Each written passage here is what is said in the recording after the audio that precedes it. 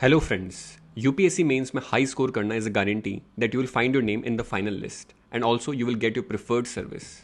And for that, आपके mains के answers का प्रॉपर इवेल्युएशन होना बहुत इंपॉर्टेंट है.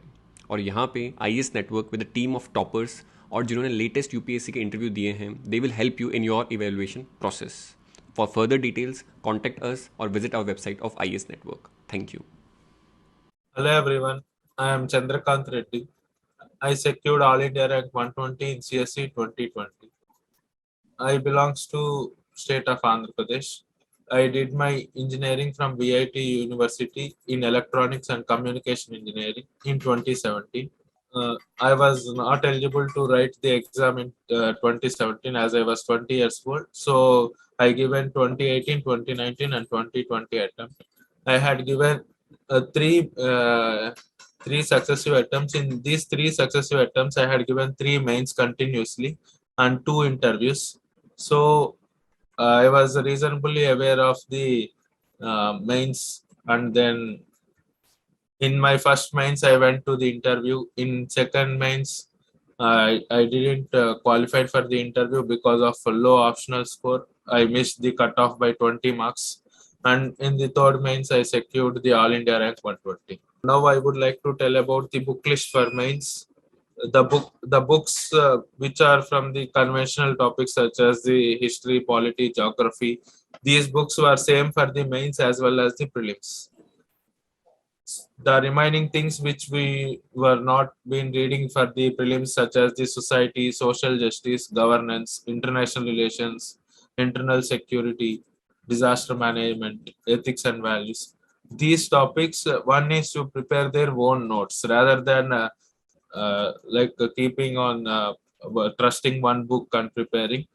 One can prepare a decent enough notes. I have a format for preparing the notes, such as for any topic one needs to have the definition of the topic within 1 to 2 lines. The first thing is definition. The second thing one can be prepared, like the data or origin of that event can be noted down. And the third thing is the main purpose of the event, the main purpose of the concerned topic which you are preparing notes. And the fourth thing is advantages or disadvantages, merits or demerits of the topic. And if issues are there in the topic, there are certain steps taken by the government. This is the fifth thing. What are the steps taken by the government to reduce the issues from the topic? And the sixth step is even the government taken certain steps, but there are persisting challenges in the solving the cases, in solving those issues. The challenges are the sixth topic. And finally, the seventh is will be way forward. In these things, one can take the either any committee reports or constitutional values, sustainable development goals, or any famous personalities related to the topic. For example, I will give an example with respect to the Right to Information Act. One can go for what is the Right to Information Act is the first thing one needs to prepare. And the second, when it got originated, like it was originated in 2005, and what was the genesis of the origination? This is the second aspect one needs to prepare. And the third one is why the Right to Information Act is required for the country. The main purpose behind Right to Information Act. And the fourth aspect is what is the importance and advantages with respect to right to information, and what are the issues with respect to right to information. Although Right to Information Act is there, but there are people are not getting the accurate and correct information. So these are some issues. Why this is coming is the fourth aspect. And then the fifth aspect is government has taken institutionalized State Information Commission, Central Information Commission. And although government has taken these steps, there are issues with respect to State Information Commission, Central Information Commission, and public information officers. So this is the sixth step. And finally, the way forward will be the seventh step. So in this way, the topics notes can be prepared for everything. And for the ethics, the notes can be prepared in a different perspective, such as for ethics, the syllabus is almost clearly defined by the UPSC. So one needs to go through the if suppose the topic is the attitude, so one can prepare the attitude definition on their own, or any book definition or some Google definition, anything they can choose as per their interest. And the second aspect is, with respect to attitude, they need the importance of the attitude, they need to put the second aspect. So the importance comes from, importance is second. And the third aspect is, at least they need to get two examples for attitude, one from their self and one from the society, or a very renowned example they can take. And the fourth aspect is how attitude is important in the governance of the country. This is the interlinkage with respect to the administration perspective. And finally, the concluding, any quotation or any philosophical value like Sarvadharma Sambhav, like these things can be added in the concluding. This, in this way, ethics notes can be prepared. So, the importance of current affairs, I would like to discuss now. When it comes to the current affairs, the first paper GS1 comprises geography, history, society. Second paper polity is social justice, governance, and international relations. Third paper economics, science and technology, environment, and security. Fourth paper is ethics. When we go through the syllabus like this, the only first paper and fourth paper are not related. Most of the things are from the static perspective. There is very less chances of asking current affairs question. And essay paper is also static one. So there is no chance of getting current affairs in essay. So the only topics which are current affairs oriented are GS2 and GS3.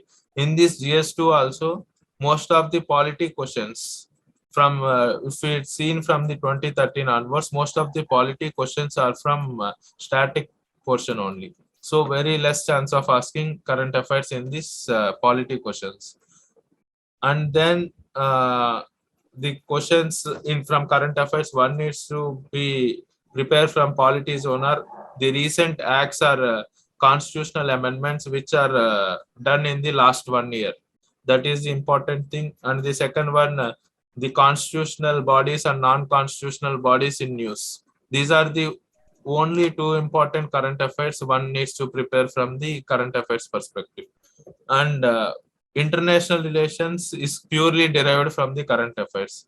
In international relations, most of the questions coming from recent bilateral meetings, multilateral meetings, and India's neighborhood relations, and then the important international organizations in news, such as the WHO, and then finally the Indian diaspora in news. From these things only international relations questions will be derived. So for this international relations perspective, if one can read the daily newspaper, they can get the brief knowledge of what is going on in the international era, and where the Prime Minister of India or President of India is visiting. So these things will be suffice to deal with the international relations perspective, apart from the static notes which they had prepared.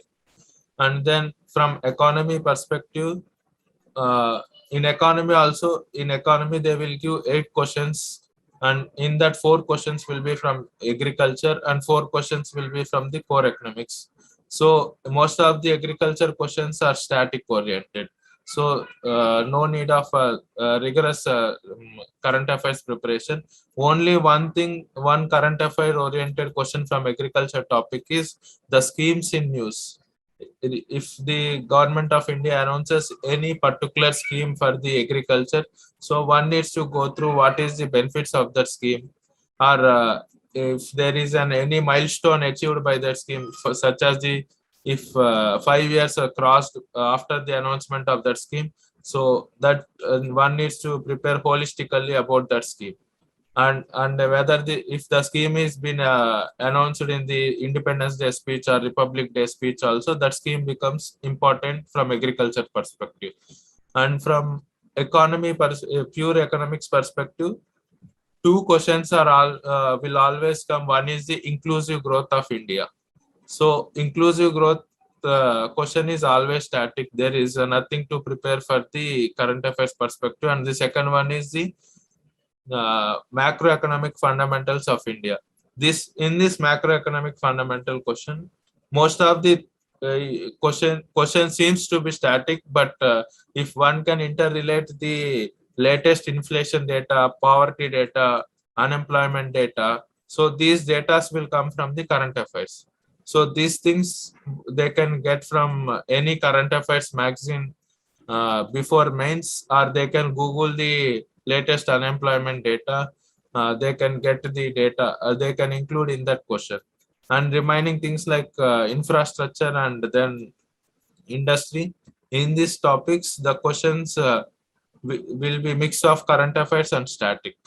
So if the government infrastructure plans like National Infrastructure Pipeline, Gati Shakti Yojana, these things, one needs to aware what is it. Just if we are aware what is going on in that economic angle, so one can use their static knowledge and one can prepare the answer on their own. And from then the next important topic is science and technology. In that science and technology topic, most of the questions will be derived from the current affairs perspective, but one can answer by preparing a decent enough notes from the topic beforehand. Like if the biotechnology revolution is happening in India, the UPSC might ask the biotechnology importance to farmers or biotechnology importance to the fishery sector. But if one can prepare the applications of biotechnology in their notes, they can easily answer the question without going through any most of the current affairs. So for every important technologies available in the society, they need to have the applications and issues pertaining to the technology. And from environment, the current affairs are mostly coming from the any amendments or any changes in the environment impact assessment. And the second thing is the government of India measures to combat the climate change, pollution, ozone depletion, and water conservation. They are directly asking about the schemes, like briefly describe about the National Clean Air Program. They are directly asking. So one needs to be aware of the schemes and all. The government of India measures. And the final thing is internal security. In internal security, most of the questions are static itself. They are derived from the current happenings in the world. Like if Indo-China clashes are there, they will ask that DKT UPSC CSE। अगर आप केवल civil service परीक्षा के prelims, mains और interview के video देखना चाहते हैं तो सब्सक्राइब करें DKT UPSC CSE चैनल। यहाँ आपको टॉपर्स के वीडियो रैंक के हिसाब से अरेंज मिलेंगे। चैनल के लिंक के लिए डिस्क्रिप्शन बॉक्स में जाएं। The non-state actors and state actors influence on the India's internal security. But if one can prepare a decent notes, there itself the crux of the issue will be covered in their notes itself. So there is no need to go through rigorously the current affairs which is happening. But one can have a note that if Indo-China clash is happening, in which area it is precisely happening, whether in western sector or eastern sector. That much awareness is sufficient to answer the question. And the final ethics is almost negligible. Current affairs will come from the ethics section. So the ultimately out of the 1250 paper excluding the optional, the current affairs weightage will be hovering around 252 to 300 marks. So most of the things will be derived from the static. People should prepare for the static portion rigorously than current affairs. Now I will discuss about the important topics which are coming frequently from 2013 onwards. I had made a list of topics by analyzing from by past 6 to 7 years question papers.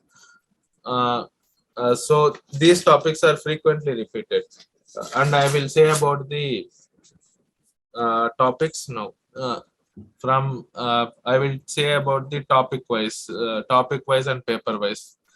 When it comes to the essay paper, the important topic is topics like the women, education, healthcare sector, climate change, and India's economic growth trajectory, and India's international relations with other countries.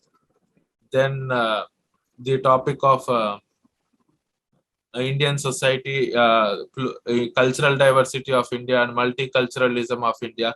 These are the frequently repeated topics in the essay section. But recently, UPSC changed the trend to the philosophical topics in essay. So, in a essay, one needs to prepare at least these topics holistically from every angle. For instance, if there is a question, science and technology is a boon or bane for India, means you need to able to write that how science and technology is helping the Indian farmers, India, like governance system of India, how science and technology is helping the knowing about the history, like decoding the prehistoric cultures of India. Then how science and technology is helping our securing our borders. Our how science and technology is helping in spreading the Indian value system. So these things can be done. At the same time, we need to talk about the negatives of science and technology, such as science and technology is leading to the concept of designer babies, atomic bombs, these things. So one needs to prepare these 6 to 7 topics in a holistic fashion. They both positives and negatives. They can prepare certain quotations regarding it, and then some concluding lines and some any famous personalities associated with the topic. So like this, the essay needs to be prepared. And when it comes to the GS1, in GS1 there are 3 topics: history, geography, and society. First, the history comprises of India's art and architecture, then modern Indian history, then world history, and post-independence consolidation of India. So 4 topics are there in the history. Every year, 6 questions are coming from the history, 3 10 markers and 3 15 markers. So in the at least 1 or 2 questions will come from the Indian art and architecture. From the Indian art and architecture, the most important topics are the Indus Valley civilization architecture, such as the town planning of Indus Valley civilization, and then sculptures of during the Indus Valley civilization, such as the dancing bull, the priest, and the bullock cart. These things, and the seals of the Indus Valley civilization, and pottery prevailing in the Indus Valley civilization. So the ultimately the Indus Valley civilization is very important for the in the art and architecture dimension. The next important dimension is the temple architecture. In temple architecture, one needs to know about the Nagara style of temple architecture and Dravida style of temple architecture. And next comes the perspective Indo-Islamic architecture. In Indo-Islamic architecture, how the Islam elements are introduced in the Indian style of architecture, and what are the significant features of the Indo-Islamic architecture. Then the important concept comes from the painting, how the paintings have been evolved since the ancient times to the modern times. So one needs to know about when the mural paintings had originated, fresco paintings had originated, and then the important caves such as Ajanta, Ellora, Jogimara caves. These caves dedicated to which religion? These things one needs to be aware of. And then the important question comes from the Buddhist architecture. In Buddhist architecture, the important things are the stupa architecture of the Buddhism. The second one is the 3 schools of Buddhism, such as Amaravati, Mathura, and then Takshila school of architecture. These things has to be prepared. Then finally, the other important topics comes from the performing arts, such as the Hindustani music versus classical music differences, and then the different dance forms, and the dance forms relation with respect to the religion of India. These things have been frequently asked. most of the questions in art and architecture are related to the Indian culture and value system. So they will link with the Indian art and architecture to the Indian culture and value system. So, and the next topic is the Indian literature. In Indian literature, they are asking mostly about the foreign travelers literature on India. Then the important regional literatures like the Hindi, Telugu literature, Tamil Sangam literature, and then Persian literature, Arabic literature. So in this literature, they needs to aware of at least 1 to 2 books. And in the most of the literature topics, in most of the books, they had mentioned about the Indian socio-cultural system, such as the prevailing social conditions like caste system, sati system. Most of the literature have discussed the same thing. Even if you don't know the what exactly the Persian literature has told, if you remember the 1 to 2 books, you can write the general points which are prevailing in the 10th and 11th century of India. So in this way, art and culture can be covered. And when it comes to the modern Indian history, in modern Indian history, the first important topic comes from the British impact on the Indian economic system. So the destruction of the handicraft industry of India, this is one of the major topics. UPSC has repeated 2 to 3 times this question. And then commercialization of Indian agriculture. Then the reasons behind the 1857 movement. This UPSC has repeated some 3 times with the different ways of framing the question. And then comes the important aspect like in the Gandhian movements, one needs to know about the inclusivity in the inclusivity during the Gandhian movements. During the Gandhian phase, the students, women, Muslim peasants, industrial workers, everyone participated, socialists. So in this way, how the Gandhian movements helped in getting the Indian independence struggle is a very important aspect. And then the next important aspect is transfer of power to the India.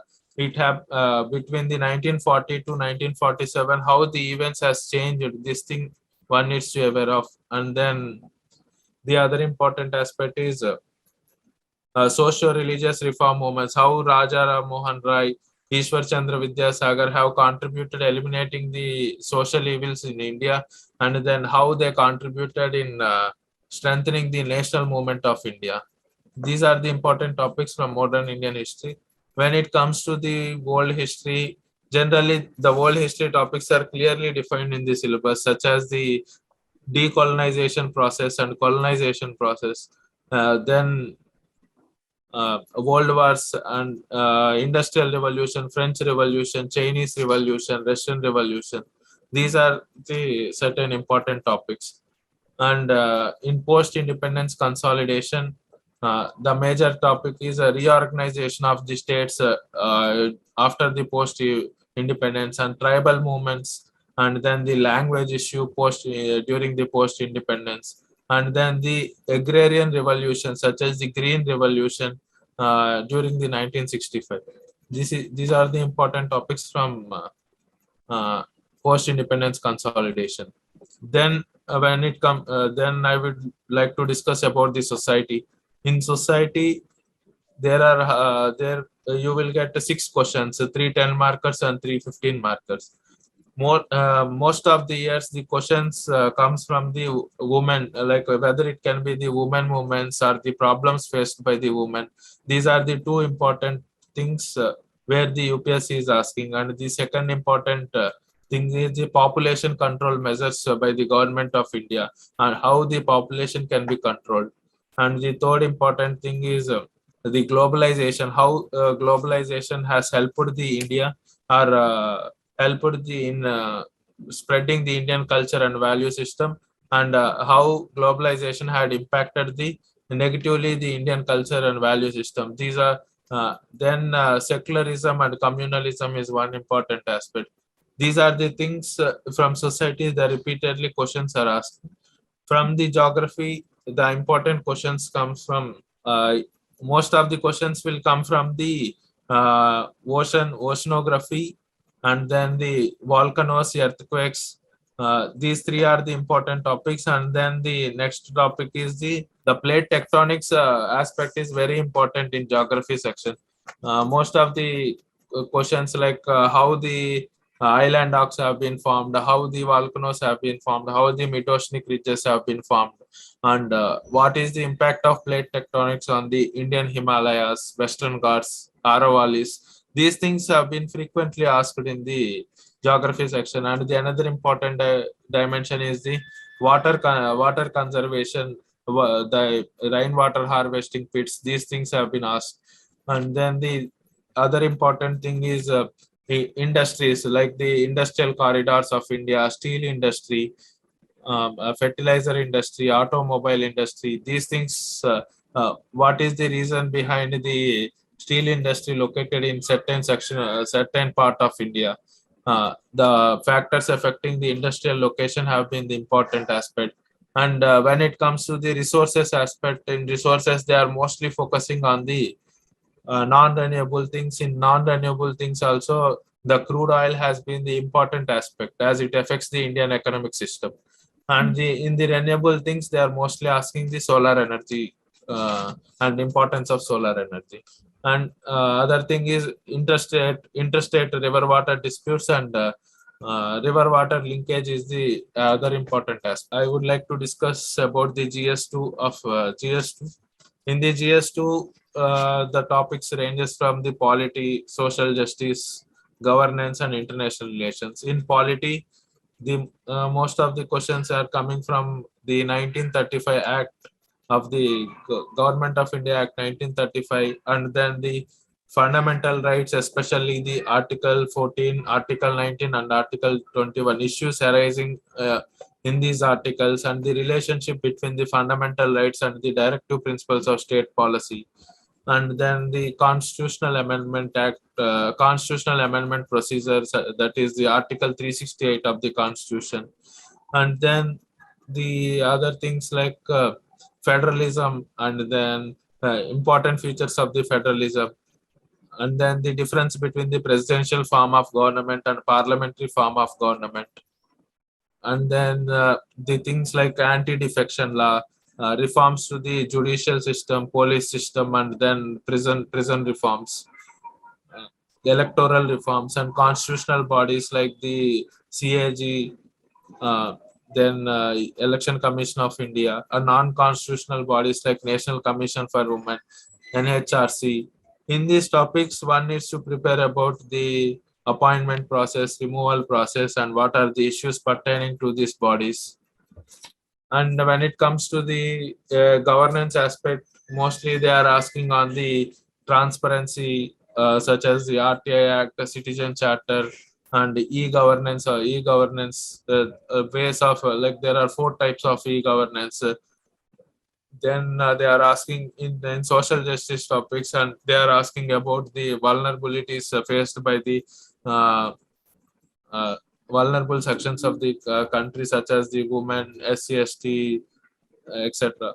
And then finally, in the international relations, most of the questions coming from the topics like neighborhood relations, such as the 7 neighbors of India, and then the other important relations are the Indo-Russia relation, Indo-US relation, Indo-Japan relation, and Indo-Africa relation. These are the certain important relations. And then the other things like the Indian diaspora in news. After the USA Vice President has been elected, immediately the question came in the UPSC paper, like role of Indian diaspora in the politics of the America and Europe. Then the other important aspects like important international organizations like WTO, WHO. These things are frequently in news. So repeatedly they will be coming in one or other dimension. Then when it comes to the GS3, the topics are economy, science and technology, disaster management, environment, and internal security. In the Indian economy section, the questions will be coming mostly from the fiscal policy. In the fiscal policy also, the questions, the budget of that specific year, and then the taxation reforms such as the GST reforms. These two are the major areas, and then basic concepts of fiscal policy. And the second important aspect is the Indian agriculture section. In the Indian agriculture section, most of the questions coming from the food processing industry, and then supply chain mechanism in the Indian agriculture, and the agricultural revolutions of the country, and then schemes pertaining to the Indian agriculture. These are the certain important aspect, and food distribution system of India. This is also important.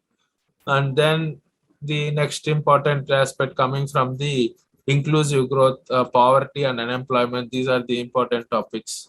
And when it comes to the science and technology, as I said earlier, also the latest technologies one needs to be aware of. I mentioned the specific topics in the in a brochure. I will give the link in the description. You can check the important topics for science and technology. And environment section, mostly the questions are coming from the conservation of environment, where the Indian government's steps like the NAPCC and National Cooling Action Plan have been are important, and then India's commitments in the UNFCCC are very important. And when it comes to the internal security perspective, internal security, the most of the directly they are asking the topics which are mentioned in the syllabus, such as money laundering, and then non-state actors and state actors involvement in the internal security, then the Naxalite movement. These things are directly asked. So by preparing a precise notes on these topics will be suffice to answer these questions decently. And in ethics, there are two things. One is on the theory side, and one is on the case study side. In theory side also, there is one aspect such as the they will give one quotation, and one needs to write an answer based on the quotation. In the quotation type of questions, one can give the brief introduction what the quotation connotes for, and then next they can directly write with importance of that quotation in the present day world, and they can mention a few example, like one or two examples how the quotation has been relevant in the present day world.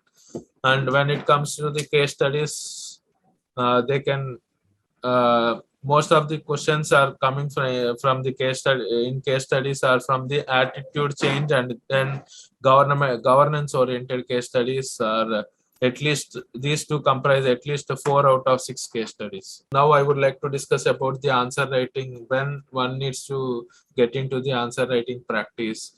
These things I would like to discuss.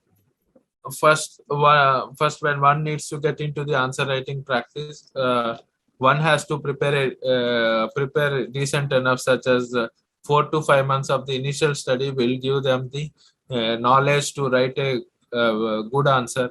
So without having the enough knowledge, even if you write an answer is also not like it won't benefit you much. Once you get the sufficient knowledge to answer the question, then only start attempting the questions. Then you can see the improvement in the answer writing. Here, I would like to discuss the answer writing from paper-wise strategy. Like in essay, most of the questions nowadays are coming from the philosophical angle. So one can start the philosophical essay either with a like an anecdote or a story, or the second aspect is you can start with an quotation. And third one is defining the keywords in the topic given. That is also the good strategy. So after these 3 strategies, one can after the introduction is complete, one can move towards the body section. In the body, they have to discuss the philosophical topic with various angles, such as the as like in the UPSC syllabus, you can discuss with the historical perspective, political perspective, social perspective, and then economical perspective, ethical perspective. With different things you can try, but one needs to remember that every para of the essay should be linked to the topic given. If it is not linked to the topic given, your entire paragraph will be waste. And the second aspect is one needs to have the multiple subheadings or multiple views in the same essay. Like if it is asked like rational is real or real is rational, one can talk about whether rational is real, then whether real is rational. These are the two angles, and the third one is how one can achieve the rationality in reality. This is the third aspect. Then the fourth aspect is why rationality is not there in reality. This is the fourth aspect, and the fifth aspect is how can we achieve rationality in reality. This is the final concluding paragraph, and then and the concluding while after the body you can write 4 to 5 paragraphs as a way forward, and the concluding paragraph should encapsulate all your essay and the importance of the essay topic for the current world. This is how you can write the philosophical essay. And then the next topic I would like to talk about is general studies one. In general studies one, in the answer writing part for history, one can start with a date or an event which had happened. For example, if Battle of Plassey or Battle of Buxar, they had asked, you can start with the year in which it had happened and between whom it had happened. So the chronology aspect will very much helpful in introducing the historical aspect. And in history also, you can draw the diagram such as the India map or the world map where the actual event has taken place. And then some of the things like in temple architecture or Buddhist architecture, you can draw the basic temple or basic stupa. And finally, in the concluding line, you can talk about how this particular historical event had led to the next historical event. This is, and then when it comes to the society part, in society, most of the things like you can either start with the data or the definition of the topic. For example, if urbanization topic they had asked, you can start with the things like the in India by 2050 50% of India lives in the cities, like that, like this type of data you can start. Or globalization aspect, you can start with the definition of globe. What do you meant by globalization? And then you can talk about the question which they had asked, and finally you can conclude with the constitutional articles in the or the sustainable development goals.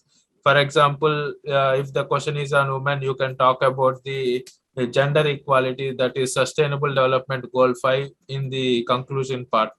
This is the evaluation part. And then when the third important aspect is the geography. In geography, most of the questions you can draw the map, whether it can be the world map or the India map. That will give you the additional advantage. And then in introduction, most of the things can be easily defined. Like if they ask about the movement of the plates or plate tectonics, mantle plume, these things you can directly define what do you meant by mantle plume, and then you can draw the diagrams how it is occurring. And finally, in the conclusion, you can talk about by such an event what will happen to the future. Like that, you can conclude with the futuristic oriented conclusion. Then next topic I would like to discuss is GS2. In GS2 polity, in polity, most of the questions will have, you can use the constitutional articles. If they ask about Election Commission of India, you can talk about Article 324. If they ask about Comptroller and Auditor General, you can talk about Article 148. So in introduction itself, you can use the articles, and in the body part, you can talk about what they had asked, and you can also use the Supreme Court judgments as evaluation part. In the concluding, you can talk about the any committees such as National Constitutional Review Commission or Punchi Commission, any commission, ARC2. You can conclude the answer for the polity. And then the third next important aspect is social justice, and so in the social justice part also, you can use the constitutional articles for the social justice, such as the DPSP article 38 and 39 are very important articles for social justice. You can talk about the preamble in the question about the social justice. And concluding, you can talk about the sustainable development goals and Supreme Court judgments on social justice, such as the Nagaraj case. These things can be used in the social justice part. In governance aspect, you can have the diagrams for the citizen charter, like basic citizen charter. You can draw a board, and then you can draw the e-governance, and then you can, in governance, most of the things, by writing examples, you can get the most of the marks. For example, if they ask about G2C, government to citizen e-governance project, you can talk about the passport seva Kendra. Like this, when you give most of the examples, you will get more marks. And then next is the international relations. In international relations, one of the value addition perspective is the drawing the world map, if it is relevant in the question. And the next important perspective is talking about Article 51 of the Constitution, which talks about the peace and prosperity across the world. And then you can use the quotation like just the Vasudhaiva Kutumbakam. These things will give more marks apart from your current knowledge. And when it comes to the economy, you can introduce an answer in the economy with the brief data pointer, like the current poverty levels are this, our current inflation level is this, and our current GDP is this. Then you can talk about the issues like whatever they asked in the question, and you can conclude with a futuristic one, like any committee recommendations or your own recommendations, but it should be substantiated with any case study. Like that, case studies will add more value in this in economy answers. And then you can draw the graphs here, like of how from 1947 to 2022, how the Indian economy has moved, how the poverty level has changed in this time, how the agricultural sector growth rate has done, and how the industrial growth rate has been there in this era. And then when it comes to the science and technology, if you give more examples of where this technology has been used, for example, if they ask about nanotechnology, you can talk about it can be used for the treatment of the cancer. Like that, if you give the more examples, you will get the more marks. It can be for the 5G technology, artificial intelligence. Well, like you can use some case studies such as the artificial intelligence has been used in the traffic lighting system in so and so city, like that you can use. And then the other important thing is environment. In environment, you can draw the India map to show the biological diversity of India, how the biological diversity has been changing due to the urbanization projects and the developmental projects. And then you can talk about the Indian government schemes in the conclusion, and you can talk about sustainable development goals in the conclusion. Then you can use the data from the International Panel on Climate Change. Then finally, in the internal security, the questions related to the border disputes, you can directly draw the India map and you can highlight where the border disputes are there. And then if they ask about Naxalism, you can talk about the Red Corridor of India, how it changed from 2008 to 2018 or 2020. Then from the money laundering perspective also, you can talk about the various stages of money laundering, how it is threatening the Indian society. Here you can use the things like constitutional articles have become a advantage in this internal security questions. How by providing the constitutional benefits to the people of India can help in reducing the internal security issues. And in ethics, most of the things will be revolving around the definition and then the example which you are giving. And most important thing is you should write the importance of the value which is asked in the question. If you don't write the importance of the value, you will get some 1 or 2 marks less. And in case study, you have to write like the brief facts of the case, like what are the things have been discussed in the case, and then you can talk about the stakeholders. Next, you can talk about the ethical issues are after ethical issues you can talk about the mostly they will ask about the options available and which is the best option you will choose. Here at least three options to be given. The first option should be the worst option and the third option should be the best option, and after the best option also they will ask which option do you choose. In the which option do you choose, you can say about the I will choose the third option, but in the third option also there are certain negatives, and you can mention about how you will try to reduce these negatives. This is the value addition part, and then you can conclude with any quotation or any famous personalities uh, saying, or with this you can quote. Hello friends, UPSC mains में high score करना is a guarantee that you will find your name in the final list and also you will get your preferred service. And for that, आपके mains के answers का proper evaluation होना बहुत important है. और यहाँ पे IAS network with the team of toppers और जिन्होंने लेटेस्ट UPSC के इंटरव्यू दिए हैं, they will help you in your evaluation process. For further details contact us और visit our website of IAS network. Thank you. Now I will discuss about the relevance of test series for the mains. For mains, I think the test series is not as much relevant as prelims, because the mains test series are mostly you need to target. It will help you to prepare for the 3-hour exam. Like you need to write the 20 questions in the 3 hours. So mostly from that perspective only the test series will be helpful for the mains. Most of the questions you won't get repeated in the mains actual exam. So for the preparing for the knowledge and other things, the mains test series is not helpful. But for preparing for the time management perspective, the test series is very much helpful for the mains. So one can write any four tests from any coaching institute. They can help. It can help to complete the paper within 3 hours, and no need to worry about the scores which they had awarded in the test series. It won't be replicated in the final exam. So keep concentrating on how to write the answers and how to improvise the answers, how to add value addition to your answers. This will give you much more marks. Now I will discuss how I will do in the exam, how I will complete my paper in the exam hall. Initially, you will get the question paper before 5 minutes itself. So you can, within those 5 minutes, you can see what are the questions and what are the topics has been asked in the paper.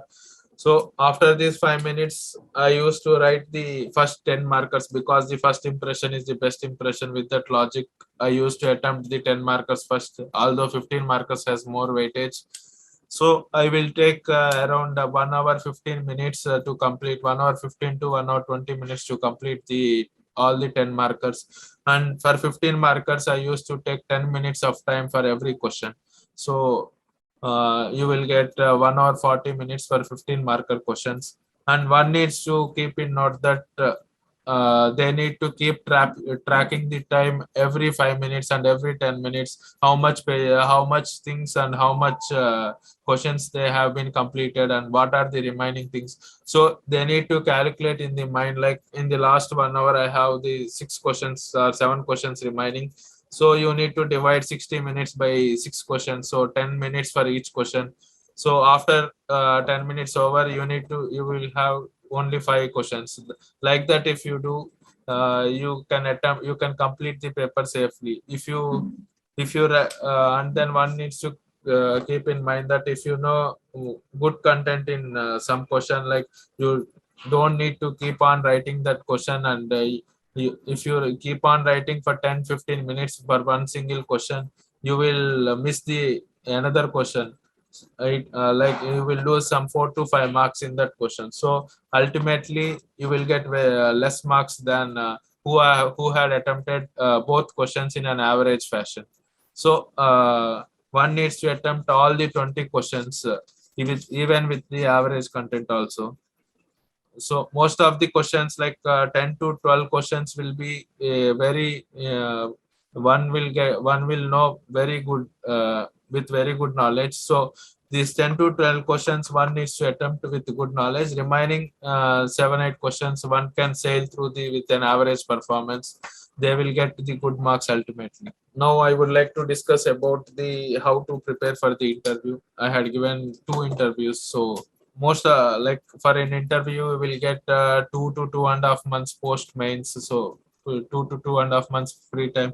In that 2 to 2.5 months one can prepare the DAF holistically, like which state you belong, which city you belong, which district, and then the importance of city, district, and state, and then which school and which college you graduated.